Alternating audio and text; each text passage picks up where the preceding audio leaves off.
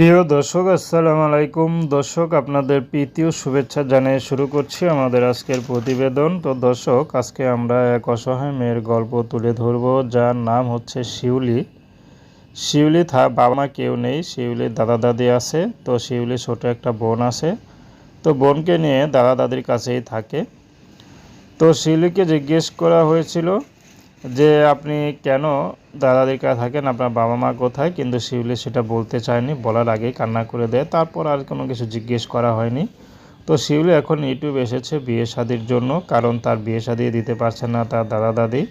তো শিউলি বর্তমানে একটি জামা কাপড়ের দোকানে কাজ করে। তো সেখানে যা পায় তা দিয়ে কোনো মতে সংসারটা চলে।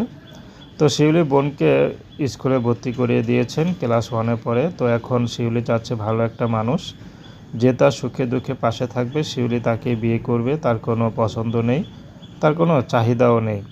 তো দর্শক, প্রেম ভালোবাসা সাহায্য সহযোগিতা বিয়ে শাদী করা আপনাদের ব্যক্তিগত ব্যাপার। আসসালামু আলাইকুম।